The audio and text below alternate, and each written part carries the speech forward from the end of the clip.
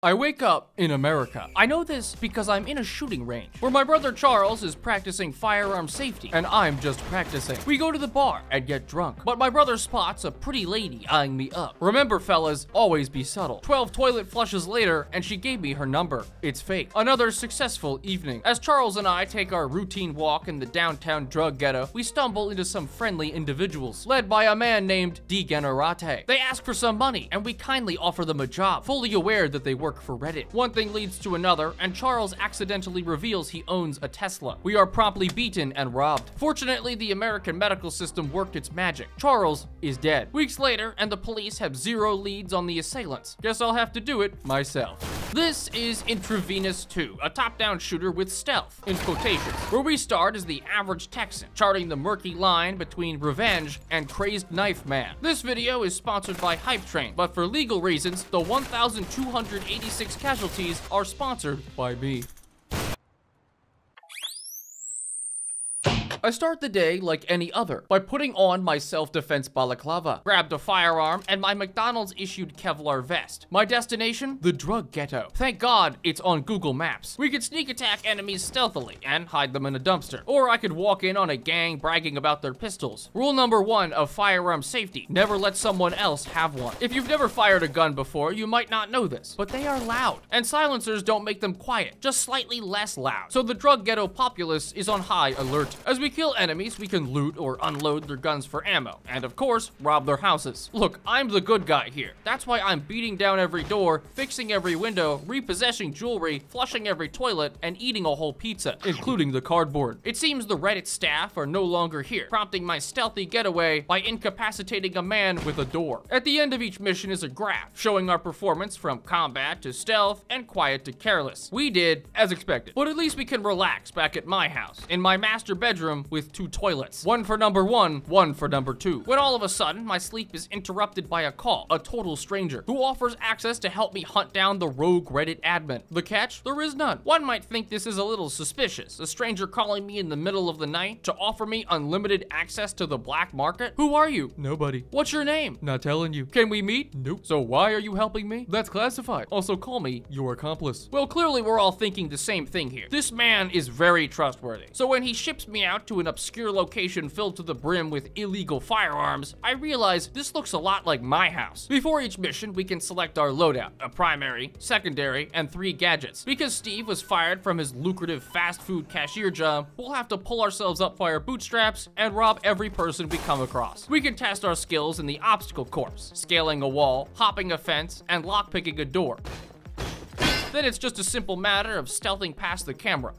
Whoa, whoa, whoa, slow down there, Buster. Mr. Accomplice wants us to train, but no amount of training can make me believe the word key means anything other than my foot. 34 days of giving the local doormaker business later, and we're on to our first official mission. Steve, try to be less trigger happy. Steve, what are you doing with that shotgun? Steve, why do you have 15 painkillers? My first encounter is a man zonked out on galaxy gas, watching TV without a license. I take corrective action. Then I remember I'm not British, and my day noticeably improves. 3 swift kicks to a locked door later, and I've successfully alerted the entire compound. So I downed 3 bottles of painkillers and died. Attempt 2, I tried to be a good Samaritan and clean up the streets, only to misclick and fire my shotgun into the dumpster. The locals were not thrilled. I need to meet force with equal force. We also have night vision goggles, giving us an incentive to destroy lights, power sources, and people with glasses. Enemies can't see you in total darkness, but they can make a pretty educated guess. 2 minutes later, and there was no longer a single enemy left on the map. I then spotted our friend from the mugging. Time to sneak up on him.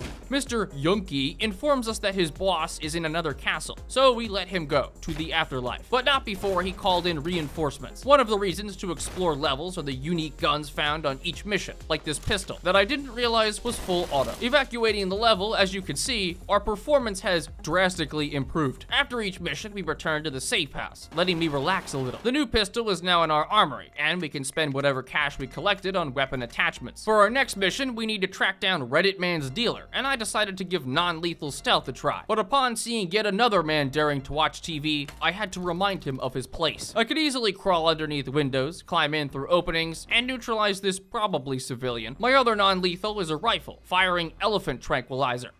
What? Come to think of it, that is car fentanyl. That man is dead, and his friends are looking for him. Friends who should learn how to knock. I'll use their wads of cash for something productive to society, like attachments for this Desert Eagle I just found. At the final warehouse, we can just sneak around, incapacitate the guards, and stumble upon a fortified foe. It's easy to be an atheist until somebody breaks into your bathroom and threatens to tase you on the toilet. Would it help you poop or constipate you? No matter which, your Darwin god won't save you now. The dealer holed up in the back office offers to spill the name on his boss, the shopkeeper. I spare him, but my trigger finger slips. Now we just need to leave the way we came and snag another unique weapon on the way out. We had a close call, then a normal call, but we were able to run by, grab the submachine gun, and inchworm our way to victory. Mission 3, not completely terrible, unlike Mission 4. At the safe house, I tested both the new MP5N and Desert Eagle. Silencers in this game function like actual silencers, putting one on a deagle and it's still loud. So if that's the case, I'll just bring something louder. After talking with the accomplice and him casually admitting he's been spying on us, that explains the camera in my toilet, he reveals the shopkeeper has a base at the port warehouse. Having barricaded the front, the only way in is the back door. Man, these poop jokes just write themselves. Nobody expects me to show up with a scuba suit from the river, not even these two. What are the odds someone shows up back here? How far can I get without moving my mouse or touching my keyboard? 1, 2, 3, 4, 5, 6, 7, 8, and the rest are too scared to do anything. On the highest difficulty, enemies are generally smarter, and after a bit will wait you out instead of coming to you. For me, that doesn't matter. Admittedly, stealth is hard with a hand cannon. What up? Even if it does one-shot everyone. I alerted pretty much the entire map, except this guy, intensely watching a boarded door in past tense. I climbed through the vents to get another unique gun and precious metals, i.e. an old Lego set. Exploring the map in heavy armor is fun because I could barely move. Just imagine this guy slow walking at you with an AR and a Desert Eagle. He doesn't shoot, just walks up to you and beats you with the gun. Finally, in the bottom right, we stumbled upon the big boss man. Surprise, it's our friend. So that's it. We've avenged our brother's death. Steve is done. Withholding back. He was using 1% of his power this whole time. The CEO of Reddit was a road bump. Now it's time for the real gooners. 50 enemies killed, 1 enemy alive, to spread the legend of Slow Walk Steve. Our new goal is to couple the head of the gang, and we'll find them through interrogating the shopkeeper in Mission 5. Remember that full auto Glock? What if we gave it a drum mag? I hatched a master plan. Fire 150 9mm rounds through this door. Then a flashbang where I'm pretty sure this guy shot his ally, climbing through the side and cutting the power. Now nobody could see, giving us an advantage. Only racists are afraid of the dark, so I don't feel bad about giving these guys the Batman treatment. Don't you remember when he flushed a toilet 6 times to lure everyone into the bathroom? Nope. Nope. Nope. Try blocking. You dare use my own spells against me, Possum. Something I haven't mentioned is that on the highest difficulty, we only have a few saves, although we can get more by exploring levels. Even so, I have the best stealth weapon already, an unsilenced shotgun. Don't question it. Further into the shopkeeper's warehouse, and we find a shooting range, manufactory, and a fully functional hospital. You know things are bad when the illegal drug gangs have better healthcare than you. In the main office is the shopkeeper's computer. Let's check his search history. Porn, more porn, something about homemade bombs, anti-kleaper videos. This guy sounds like a terrorist, but it does have the address of his home. In a different universe, evil Kleaper would be shilling a VPN right now. So count yourself lucky you're in the good timeline. For Mission 6, we'll be infiltrating a mansion, but Steve is no longer playing around. It's time we go all out. Guns are for losers. Knives are for winners who punch out windows with their bare hands. This lures the first guard outside, and the second is now locked inside with a serial killer. At the fork in the hallway, I went left first towards the gardens. There's nowhere to hide, and I died. Going right forces us to sprint across the lawn, front driveway, make sure no one is on the cameras, then crawl the rest of the way on white sidewalk. I think everybody could see me, they just feel bad and pretend they can't. These guards witnessed a knife zoom past the window, and in perhaps the smartest decision they've ever made, they left. The power box is just in the above room, cutting the lights and letting Knife Man roam wild. Unfortunately, in a panic, I pulled out my pistol and only barely made it to the vents. The good news is that we're safe. The bad news is that everyone knows where we are. This is the only tile I can stand on unnoticed, and it's also the location of my last save. I can't crawl away because they'll see, I can't even heal or reload because they'll hear me, and I can't go back in the vents because they're on the other side. By all accounts, I should just restart the level, but Steve has a better plan.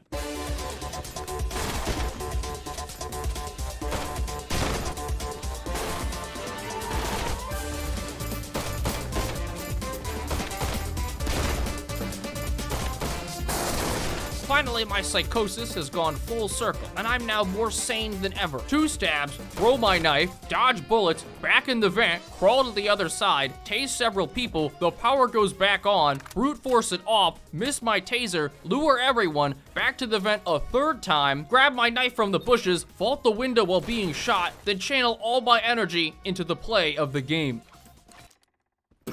These are the moments that make this game fun, where I can't even get through this door, so I have to melee it, drawing these guys in and rush them before it closes. And all I have left is the entire second half of the level. At least the guards are getting used to the mysterious knife materializing from the window, or I'm getting worse. Oh my god! A lucky vent got me through to the gun room, earning a unique AK and access to the safe. You need a key card? No, I don't.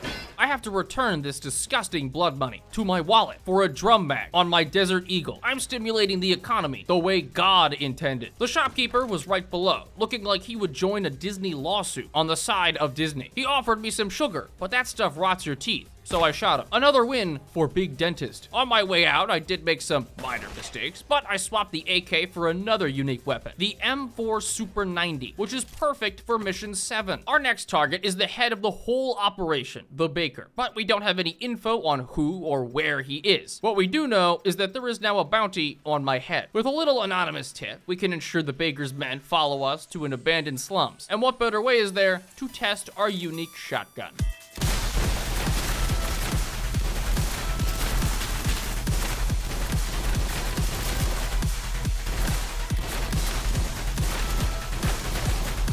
Now where could this guy be? I've checked absolutely everywhere, but he must be a ghost. Hello. 23 assassins neutralized. I would have completed it on my first run too if I wasn't very stupid. Uh-oh. My goal was to interrogate. I utterly failed, but I did get a phone, and on it, the location of the Baker's hideout. Our loadout? It's shocking, because it's every electricity item.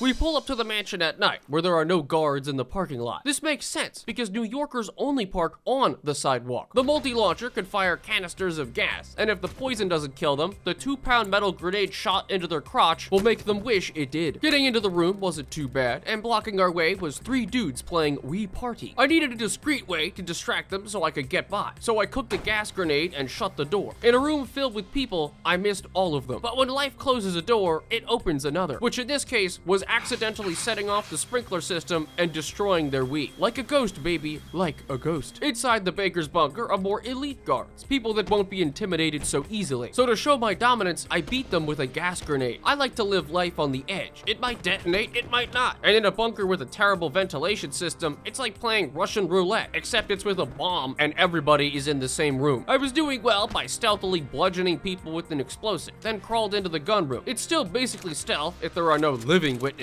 so I just blasted into the hallway, threw my gas grenade, and everybody ran to investigate, incapacitating half the compound as they ran through. The Baker's office is next door, and I have the option to spare him. My reasoning? He built an entire security system for 1 camera. The biggest threat he poses is to the gene pool. I fake a shot so the accomplice thinks he's dead, the Baker gives me his number, and I go home. Now Steve can relax a little and watch Brain Rot Sigma music clips of episodes of TV shows on YouTube.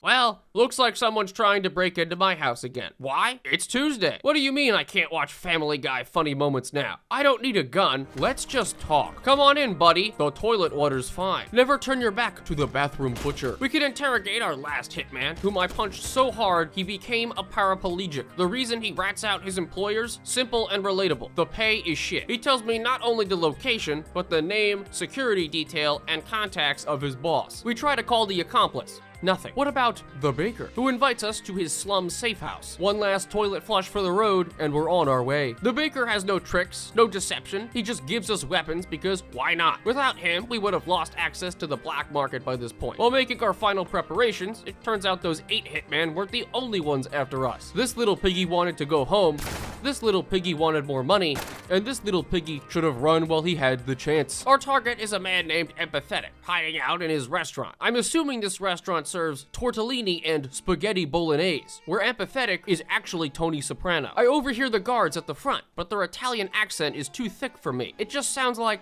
but I'm here to kick ass and flush toilets, and I just clogged your toilet. The perimeter guards alerted the horde, which is why I brought claymore mines. Ah! and how I learned that they trigger on me. Explosives are nice, but running around as a knife maniac feels a lot more normal, especially when I could depower the entire warehouse in the back.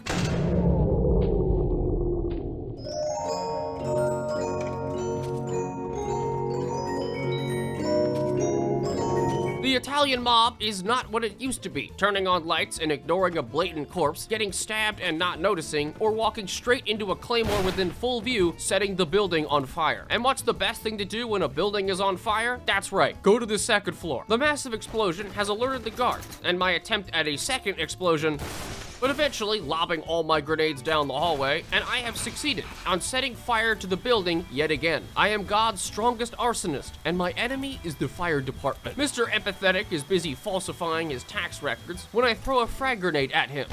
He is unimpressed. Even bullets cannot penetrate his will to evade taxes. He summons his otherworldly shadow friends to put me at gunpoint. Although between the sounds of the burning down building, fire alarm, and defective sprinkler systems, whatever he's saying is anyone's guess. We make a deal. I help his friend, and in return learn who put the hit on my head. It's a surefire job. The only problem is that his friend is an undercover cop, and my job is to kill the leader of the gang he's in. So how do I get to my target faster? Well, point A to point B, the direct path. The only button I use is W. Opening doors? What do you think I am, a common peasant? Life is a series of doors, and the key to all of them is 44 Magnum. Another day, another building set on fire, and I still can't believe I got that on my first try. Now that we've fulfilled our end of the bargain, our undercover friend reveals the identity of the man who put the hit on us. He goes by the name of the accomplice, which means one last mission and one last target. But Steve refuses to confront him, at least not until we kill every single person on the map. And there's a small quirk on this level.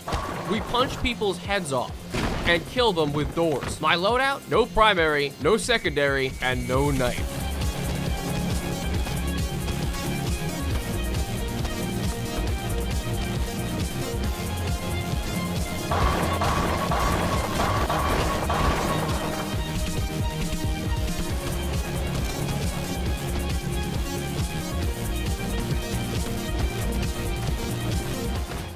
Whoa, Steve, I had no idea you were here. Look, I know I did some bad stuff, manipulated you with your brother's death, put a hit on you, tried to ice you a couple of times, and I know you're here to kill me, but what if you didn't? What if you let me live? What if? And that's the end of the prologue / remaster and the close of this chapter. We've dismantled 3 major gangs, looted thousands of dollars of fake IDs I will sell, and I'm now hunted by every major crime syndicate. Say goodbye to our friend Steve for now, and hello to Sean. Over the past dozen missions, we've gotten to know a charming lad who both looks and acts like a supervillain. Steve, whose primary weapon is his sheer willpower to flush toilets and kill everyone in his way. Sean, on the other hand, is lockpicking the door to his own apartment. I wake up in America. I know this because I'm in a shooting range. You might know it. It's called Empathetic's Restaurant. Now, I'm just your typical guy. Broke, a little depressed, eating with the boys, and getting contracted for an assassination. Sean is actually a good guy, just a bit down on his luck and needing to pay for his dad's surgery. So he does what any of us would do and begins contract killing, only choosing the contracts he can morally rationalize. And his first one is a construction scammer. Our friend tells us he builds roofs, which in the hitman industry is code for NSFW gay furry art. He accepts the payments and never delivers the package. Now, if there's one group in America to not mess with, it's the gay furry community. The same people who have hacked nuclear research facilities demanding access to Pentagon-created catgirls and casually breached NATO security. Needless to say, this man is already dead. First, I go home to prepare, not before turning off all the lights and saying goodbye to Slender Man at the front desk. I arrive at my apartment and immediately assault the nearby vending machine. It seems I've forgotten my keys, so I pick the lock to my door. Home sweet home, flush with pizza, firearms, and a toilet that doesn't flush. I like to keep the land value low, so I break every lamp in the apartment with a soda can. Landlords hate him for his one simple trick. After 30 minutes of trying to beat down the entrance to my gun room, I remember the door is unlocked and arm myself with a silenced pistol, proudly practicing open carry down the hallway. Lee gave us more info about the target, with them being in an isolated villa, forcing us to scale the walls, climb through a fence, and approach things a little more methodically, at least until I discovered a sawed-off shotgun. I thought I could sneak past the patrols, and I thought very wrong, forcing me to use plan B. At least I could confiscate these forged passports that I will no doubt sell to Russian oligarchs to pay for my Coca-Cola addiction and a diabetes test strip. Our scammer target claims this is all just a conspiracy hatched by a dozen unrelated people, but 20 bucks is 20 bucks. Somehow our performance here with Sean was more stealthy than any mission with Steve. Sean first got into contract killing to pay for his dad's eye surgery, but the reason he stays is far more tragic. He is terrified of a typical 9-to-5. So when offered a job at Lockheed Martin, he decided to cut out the middleman and began contract killing. Our next target is a politician, targeted because his name shows up on the Epstein Island records 983 times. Lee and I are interrupted by Gideon, who makes a living silencing Boeing whistleblowers. He gives me creative ideas for increasing my cash flow, like killing more people or rug pulling crypto coins. But I'll stick to my thing, thank you very much, which is pulling up to a politician's house armed with horse tranquilizers and a Molotov. As you can see, they brought out their finest marksman, but I used Word of Power 44 Magnum. Not having a silenced weapon meant that as I backtracked to the front and entered a hedge maze, running into one guard, and pretty much everybody knows where I am. Tasing the last few guards, I proceeded into the house to confront the target. Look at this sick freak. He's got his wife and kids in the other room and doesn't seem to know what's going on. But if this guy's innocent... All right, buddy, I've got one last question for you. Okay, you passed. This man also scares me because he's completely immune to tranquilizers and tasers. Sean would never hurt an innocent man, but the bodyguards that work for an innocent man are completely fair game. As an apology to the politician, I leave a complimentary bottle of whiskey and retreat to my apartment. It looks like the gremlins broke in again and repaired all my light bulbs. This is why I'm an essential creator of jobs. I wake up from my slumber to a call from a mysterious stranger. His name? The Accomplice. Nah, I'm just kidding. That guy is super dead. He claims that I messed up his hit on the politician, and in return, he's kidnapped my dad. I call Lee, worried out of my mind because nobody but my dad knows the Wi-Fi password. He gives me some direction on a gang leader that could have some info, so I set off for the mob corporate front. But something's wrong. There are corpses everywhere, all of them have bullet holes and stab wounds. Those who are easily frightened might want to look away for this part, because upon entering the bathroom, the toilet has been flushed repeatedly. Whoever was here must have been a real psycho. And in the very back, who the hell are you? I could ask you the same thing. Now, I don't know this Steve guy, but I do know that 5 minutes before we got here, he killed the mob boss we wanted along with everyone else. But he's willing to help us out if we can exfiltrate, and having Steve following me makes this considerably easier. Also, Sean takes drugs to slow down time, I forgot to mention that. Steve takes us back to his base of operations. Meanwhile, I speedrun a world-first mission failure in the intro sequence. We call Lee and plan out our next moves, but got interrupted with a phone call from the stranger who has our dad. He demands we start assassinating targets of his choice, or he'll kill our father. And his first demand, a target located in an office building with the choice of infiltrating at night or during the day. To put this in a different way, do we do this mission with or without civilians? I think you know my answer. As long as we have concealable items equipped, we can walk in certain areas, no problem. But all it takes is a single non-concealable item to alert the guards, even if it's not actively being held. You're telling me I can't walk into the office building with a flashbang? What is this, Soviet Russia? Steve has explicitly ordered us to not kill the civilians, and if we do, it lowers our trust. Higher trust allows Steve to train us and increase our stats. Plus, I'd rather not get this guy angry at us. Yeah, I can't kill you, but I don't need to. There's nothing suspicious about a balaclava-wearing stranger walking into your cafeteria, putting on his night vision goggles, and turning off the lights. Nothing suspicious here, officer, just showing management my work ethic. Hey, you're not supposed to be here. Sean also has an unusual knack for sniffing out cryptocurrency and innocent people to pistol whip. Between tasing guards and hunting down civilians, we were able to get to the elevator unnoticed. This was probably the best scoring stealth I've ever done, followed immediately by barging into the top office, pulling the fire alarm, and shooting my way through the building. Turns out the target in the back is from the same political party as that politician, giving us the option to spare or kill him. I obviously spared him because unlike some other people, I am a good person. It's sad that not everyone is blessed with a moral compass like mine. What would the world do without me? The guy we spared calls us at the safe house with some info. Nice of us to continue to call him Target, but he gives us the location of a mob base with some sensitive info we can obtain. Essentially an optional side objective. Since Sean just did a mission, we could use use Steve instead. And when Sean says, "I need your help," Steve hears, "Leave no one alive?" Remember, no English.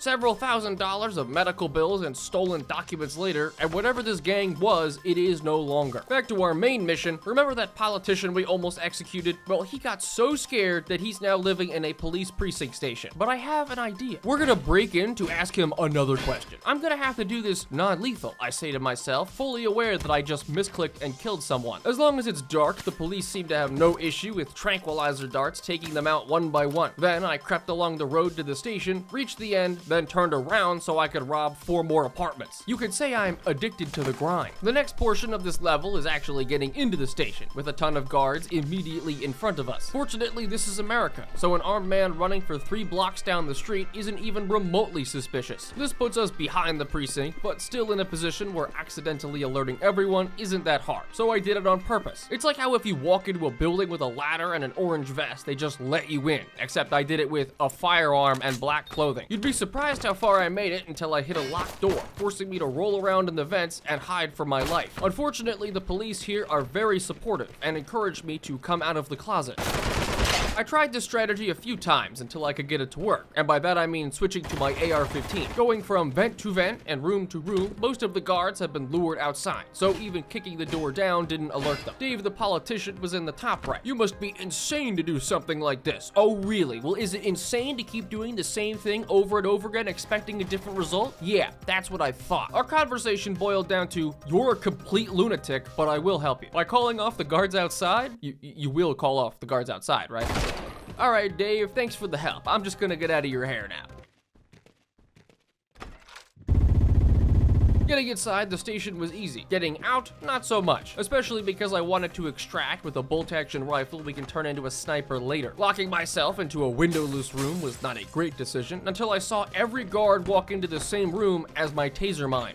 What almost killed me wasn't the gunshot wounds, it was punching out the window to escape. With the cops hot on my tail, there was a pretty clear path forward. Back into the police station through the front door. As long as there's unlooted money, there will be a deranged man crawling through the vents to steal it. Only after I had pocketed everything humanly possible, I sprinted back through the front door. The money will be necessary for a specific piece of equipment later, involving a semi-automatic shotgun and 100 beanbags. But first, we have a new target from Mr. Mysterious. Several people, which means we're heading to the local nightclub. It doesn't take long for the civilians to swarm me with their judging eyes. It could have been the fact that dropping a bottle leads to being branded a hardened criminal, or maybe it was the civilian who locked me in a restricted area getting me shot. I also sent 30 people to the hospital, but that's probably unrelated. Our targets are VIPs in the far back, protected by a personal detail. They call them bodyguards because nobody was watching the door. I strolled through the employee entrance, witnessed the cook bust a move, then came upon a fortified door in the back. Their high-tech security was undone by lobbing a soda can at the door. The guard opened it for me, letting me walk directly to the targets. Now I have 2 options: find the key card or break down the door, fully aware that at the end of the cutscene, every single guard will know exactly where I am. If you take a gander at the bottom left corner, you can see the problem. Apparently our targets are sons of another prominent politician. Our last target was low profile enough that he could go into hiding and our dad's captors wouldn't notice. But this one is too high profile to be the same. But I do spare them as well to get info on another side objective. And when I click this button,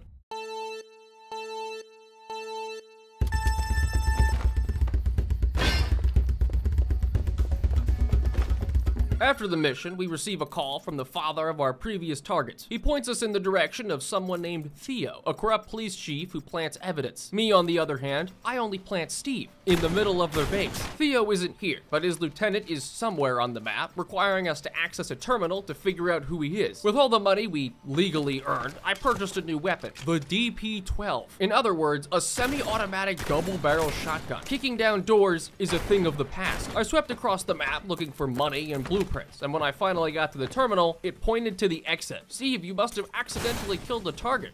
There was a target? Following our sparing of the 2 clubbers, Mysterious Murder Man is not happy. For every target we spare, our dad loses 1 finger. But my dad plays RimWorld, so I'm sure he has a few extra. The next target is within a populated apartment complex. The catch? There's civilians in each apartment, and the streets are patrolled by cops Steve doesn't want us to kill. Now, there's only one tool for the job here, the DP-12 again. But instead of firing shells, I'm stuffing it with beanbags. So upon entering the mission, we broke into some stranger's apartment, neutralized the this very real threat, and before I knew it, a shootout had already begun. Beanbags are non-lethal, so technically nobody's dying. At the very back is our target, the first person smart enough to pull a gun on us. Emmett is apparently the only honest cop left in the city, because the other ones are either dead or in the hospital due to beanbag-related injuries. He agrees to go off the grid and fake his own death in exchange for us helping him a bit later. Of course, I still have to fight my way back to the exit. This would go down in history as the most horrific accident since the Beanie Baby massacres of '97. The Beanbag Bandit could not be stopped. After all of that, we get a little break now with the side mission to rescue a random kidnapping victim. It's a surprise that the victim doesn't immediately crap himself when his rescuer arrives, brandishing a knife in one hand and a bottle of codeine in the other. Then has to follow him as he stabs his way through an entire compound. But a setup I really wanted to try is the Model 700 we got from the police precinct. Giving it a silencer, subsonic ammo, and a 4X scope turns it into an effective sniper. And call me Lee Harvey Oswald, cause our next target is a politician. His name is Dolian, and his villa has far too many windows. What a shame. I politely knock, and to my surprise, Dolian's guards don't notice me in the middle of the street. My limiting factor isn't enemies, it's ammo. My tactics devolved into sniping enemies from across the street as they investigated smashed windows. I call my strategy the grassy knoll. With half the guards dead before I even left spawn, breaking in and finding the target was easy. He made some vague threats, something about Epstein and the global elite, I don't really remember, because the real reason I'm here is a binary trigger blueprint on the left side of the map, letting us modify our guns to shoot twice every trigger pull. Sure, I might have accidentally pulled out an AK and shot 5 people to get it, and there are now 12 guards standing outside this door, so now I have to saddle up, pop out my chest, equip this Desert Eagle, and turn around and leave. They left the back door open. A job well done, until I get another call. This time, it's not the mysterious man, but one of his employees. His boss is planning to fire him, so like any well-adjusted employee, he will also fire all of his boss's money. He might be threatening my dad as well, but let's face it, his name is Olander. He was named after a plant to treat hemorrhoids, so his life sucks enough. Getting blackmailed into blackmailing a blackmailer isn't exactly what I was expecting, but another chance to use the sniper rifle is my priority. I wouldn't say it's useless on this level, until I broke into the mansion and realized it is in fact useless on this level. Everybody knows that the best weapon is a pistol, because I can beat people with it. I did pick up a Sega 12K, but you have my word, I'll only resort to using it immediately. Given everyone is dead, I broke into the money safe. Think of what I could do with all of this. Like buy my whole apartment building and triple the rent for all single mothers. But society has forced me to plant a bomb instead, detonating it after I leave and surprising me with a visit from my good friend Gideon. So how's Boeing doing these days? Not well, I take it. I wake up in a frozen meatpacking plant. I know this because I'm in America, with a CIA agent standing over me, suspiciously eyeing my breast implants. Mr. Mysterious walks in seemingly unfazed by how we just blew up all of his money. He's either very evil and calculating or a run-of-the-mill pay pig. Although he claims to now own us, my body is a temple that turns eating cereal into crapping out a tracking device. One that Steve has access to, and now knows exactly where we are. An abandoned meatpacking plant called The Butchery. Now I'm gonna have to attempt some serious stealth this mission. Oh man, looks like they found me. Guess I have to kill everyone now.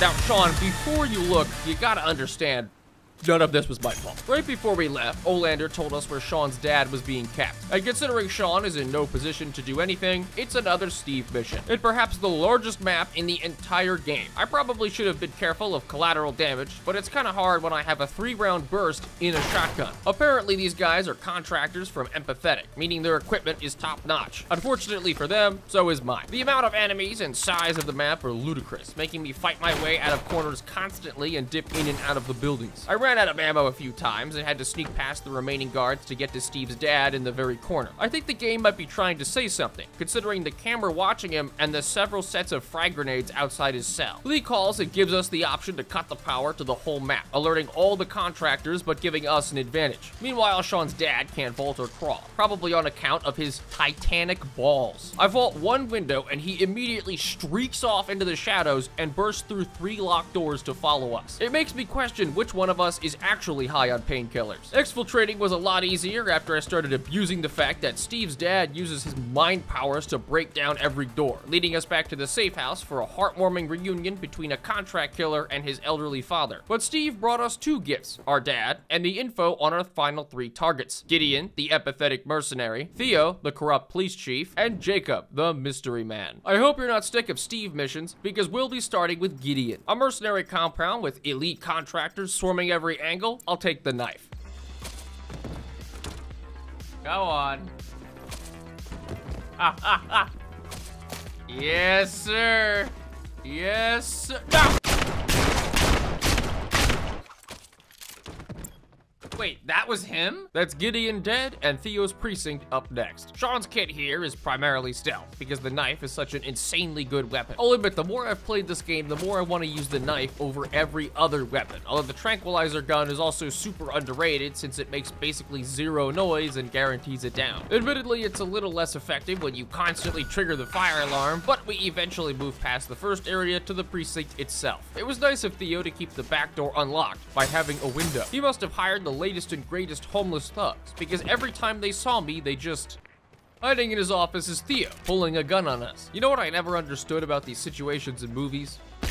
Why nobody ever just shoots the other guy first. Theo did call some backup, who did indeed back up out of the building when they realized their employer was dead. So I ran out the side and exfiltrated. That leaves just Jacob, who's holed up in a high-rise, requiring both Sean and Steve to clear out the building, starting at the lobby. I'll miss this dinky abandoned warehouse, the obstacle course I broke with my foot, the bathroom with no working water, the lights that don't work anymore because an insane person broke them. But now for the final level, which is a multi-part marathon beginning at the ground floor, armed with a custom FAMAS. Just getting in the entrance was difficult, not because of the enemies, but because Steve literally killed me multiple times, or I killed him. The tight corridors and plentiful enemies make it hard to use equipment or stealth. Not that I was using stealth. After the first floor, we both split up, with Steve taking the 6th floor to shut off the power. I had a lot of money to spare, so how good is the Sega 12K with a drum mag and full auto?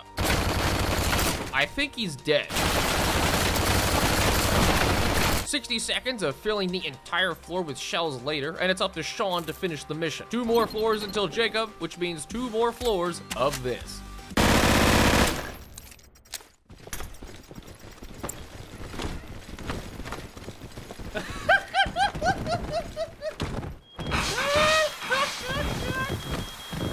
That was half the floor.